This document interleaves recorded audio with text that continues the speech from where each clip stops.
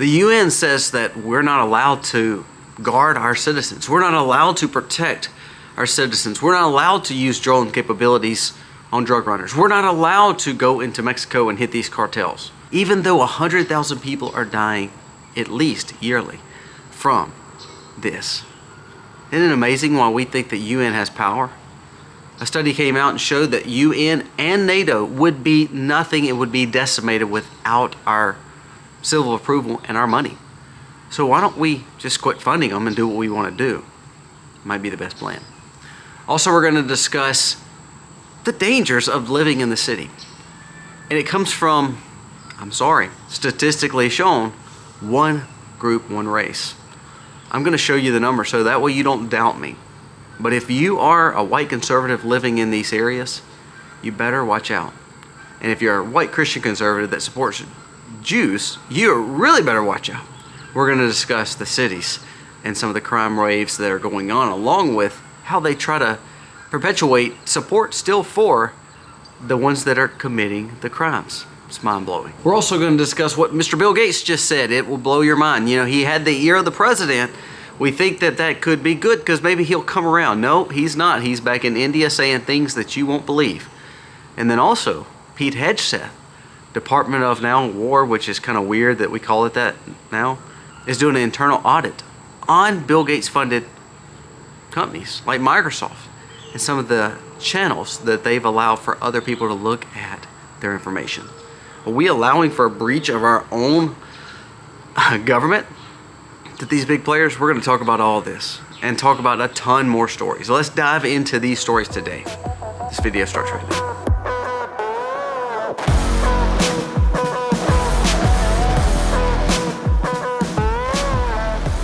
Hey guys, welcome to our channel. I'm not gonna lie, it's cool outside and I absolutely love it. I actually can bring out the jacket again. I'm so thankful.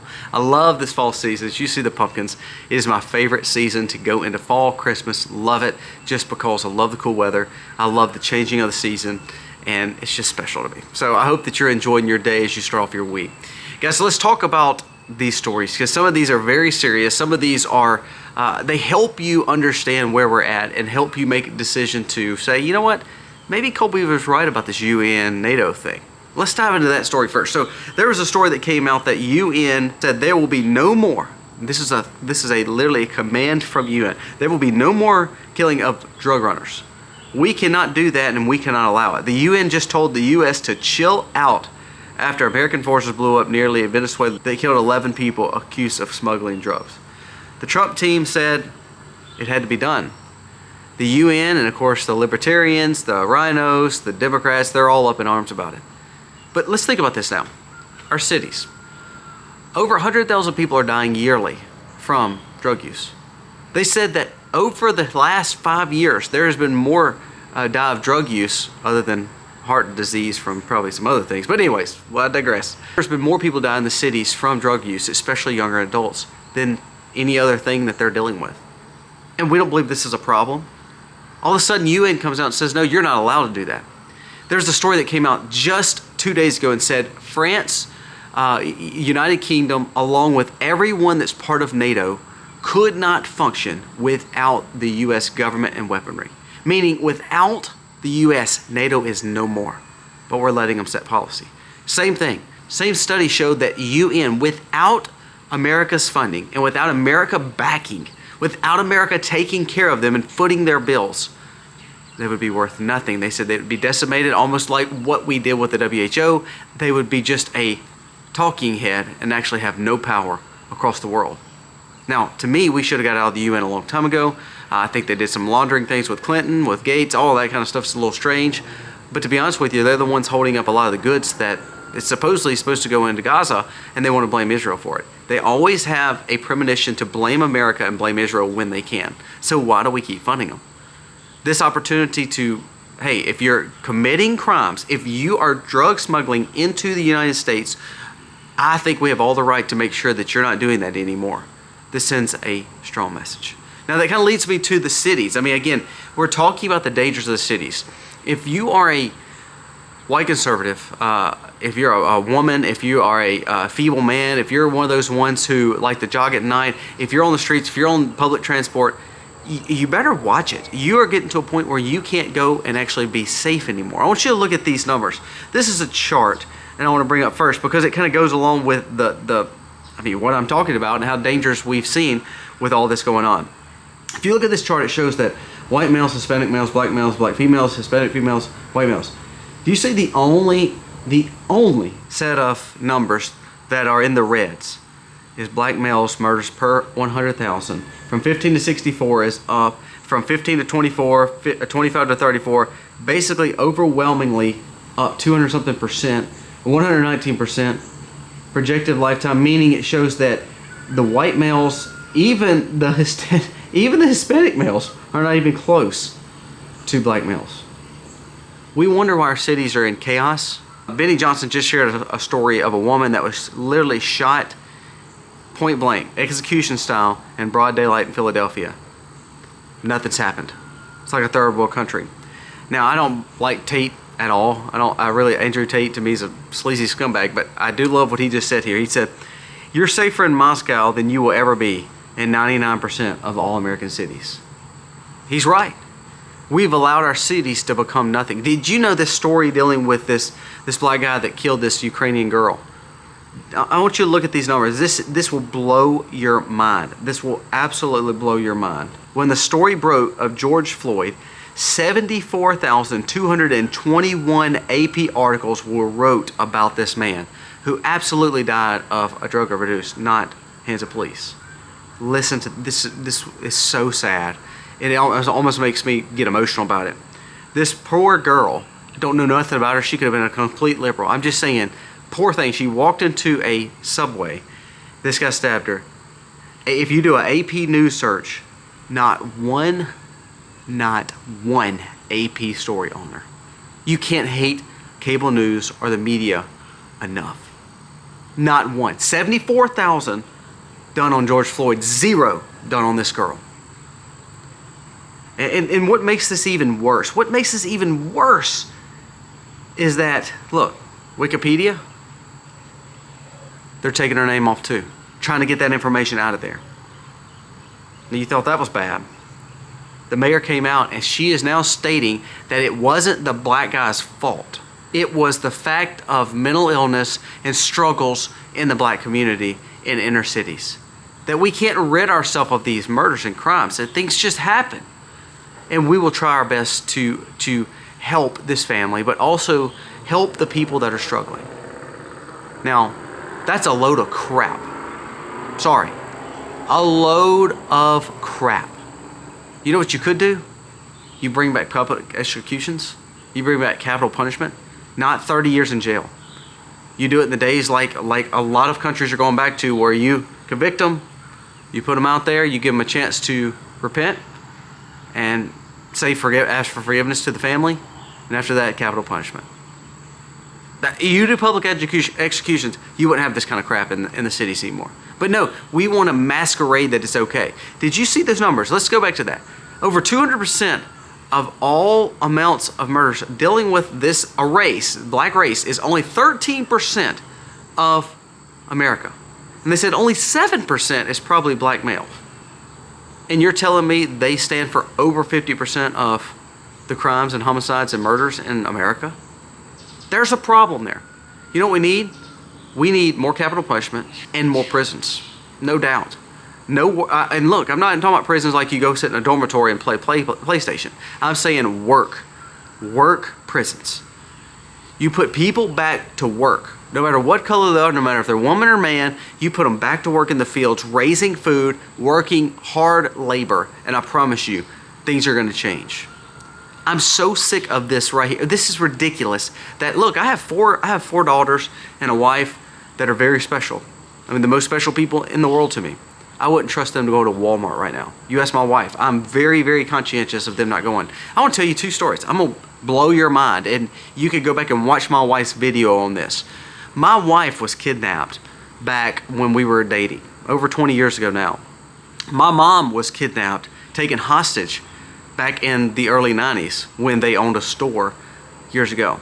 So this is pretty personal to me because I see this situation where the cities are falling to flipping pieces and not one politician is doing anything about it. No one's stepping in.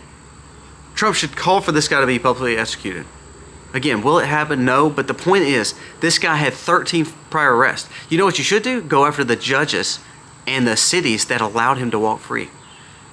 Get them in civil courts, criminal courts. But see, no, we don't.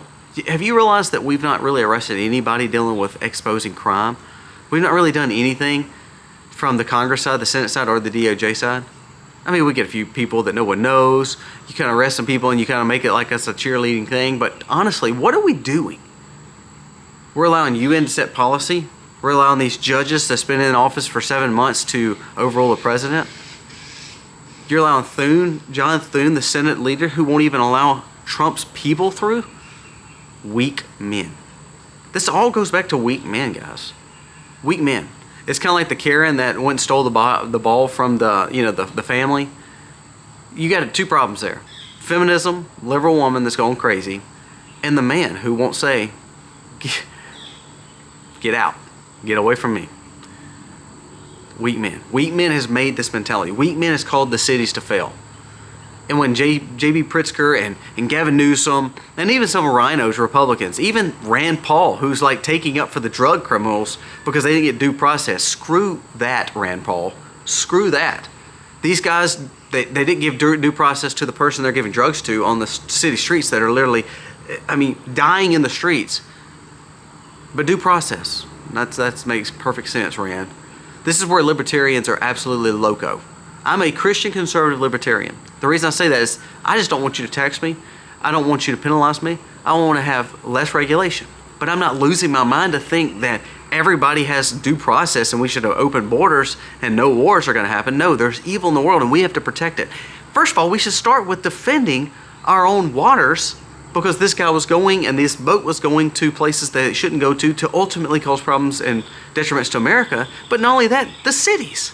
It's amazing that Chicago and Washington right now are marching in the streets to literally hate on Trump's policies that has absolutely taken crime off the street in Washington, D.C. So are they wanting crime back? I mean, help me understand that. Are they saying we want more crime? Is that what they're saying? Charlotte, look at their policies, their politics. This girl was murdered in public transit. So they want you to be on more public transit. They want you to be feeling safe, but there's no safety here because they're not. This guy should have been thrown in jail or in prison and probably, I mean, literally had capital punishment already for all the other things he did. And cold-blooded did this. Where's the men on the train? Where's the safety? Where's the politicians? It's pathetic that we've gotten to this point. The only way to stop it, conservative men and people have to grow a backbone and say, we're done with this. You wonder why I carry? I'm an enhanced carry permit holder. You wonder why I do that? You wonder why I've done years of karate? You wonder why I try to stay in shape because of this right here. Because this is ridiculous that we're allowing this to take place.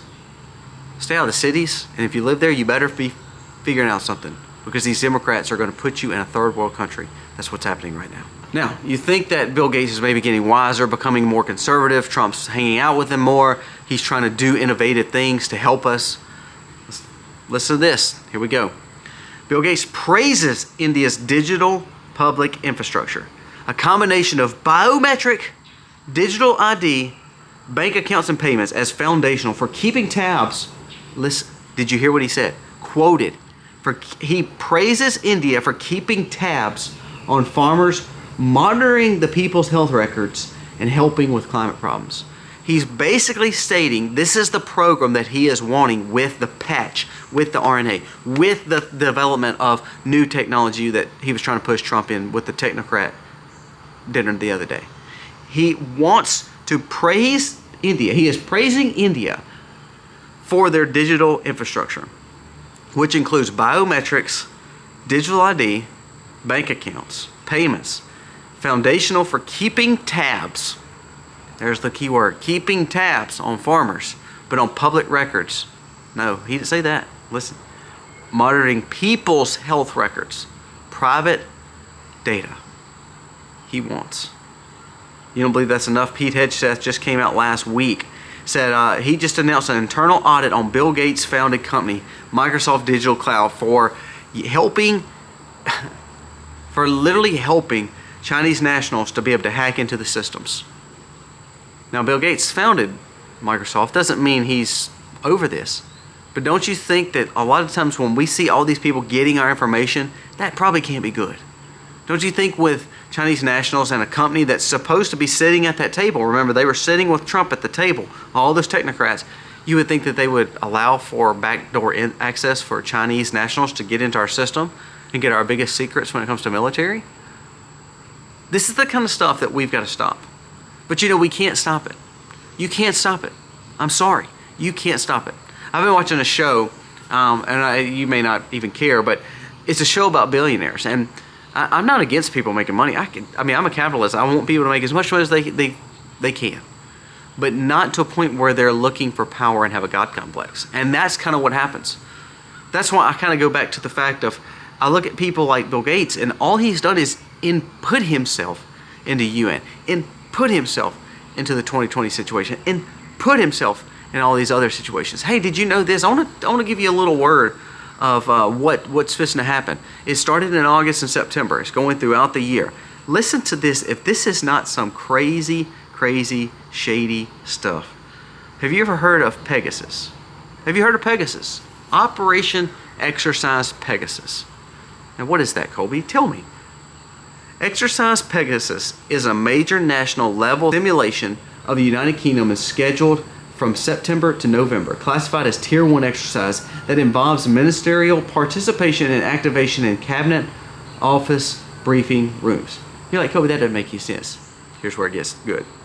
In the first significant pandemic situation in the UK nearly in a decade, is designed a test for enhancing how to deal with another pandemic, the future pandemic.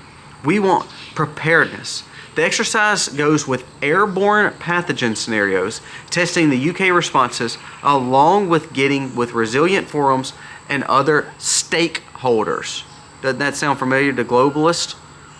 Evaluate decision-making processes under crisis conditions, assess impact and inequalities in pandemic responses, and ensuring equitable outcomes. Participants are senior government officials, NHS leaders, local but international observers, along with global players that deal with pandemics. I wonder if Bill Gates is involved in that. Do you remember the operation they did in 2019? It was just a pandemic response. It was done in Israel. Kind of the same situation, just trying to figure out what would we do if all of a sudden we had a nationwide pandemic. And now we're doing the same thing, dealing with an airborne version of that. Airborne version of that. And we're just happily going to do it for the next few months. For the future. It didn't say for maybe a chance for another pandemic. It said for the future pandemic. Be very, very wary of all this. Now, Bill Gates just said he's happy that India is playing into the digitized version of getting all your information. If all of a sudden we have another pandemic, wouldn't it be easier for them to control you more because they have all your information, your digital ID, your biometrics? It's not about wearing a mask in the store at that point. It's, hey, let me check your eye, make sure you're registered with making sure you had this. Let me check your patch that I just came up with. Because remember, Bill Gates just developed a patch that has all the markers in it, which is a lot of different, things that's going into your arm that will tell all your data right here. Boy, that's some scary stuff, huh? I'm going to end with this story. And this is something that, again, we need to quit listening to the propaganda. I want to quote this quote, and I'm going to quote it from the words of Hitler. And I want you to listen to this, and you tell me we're not sitting in the same spot again. The function of propaganda is not to weigh in and ponder the right of different people, but exclusively emphasize the one right which is set to argue for. Its task is not to make an objective study of the truth. It so far in favors the enemy. It's then to set it before the masses. Hitler argued here that propaganda must exploit supposed intellectual weaknesses of the masses through repetition and emotional appeal. Listen to this. The receptivity of the great masses is very limited. The intelligence is very small, but the power of forgetting is enormous. In consequence of these facts, an effective propaganda must limit it to be very few points, must harp on these slogans until the last member of the public understands what you're saying.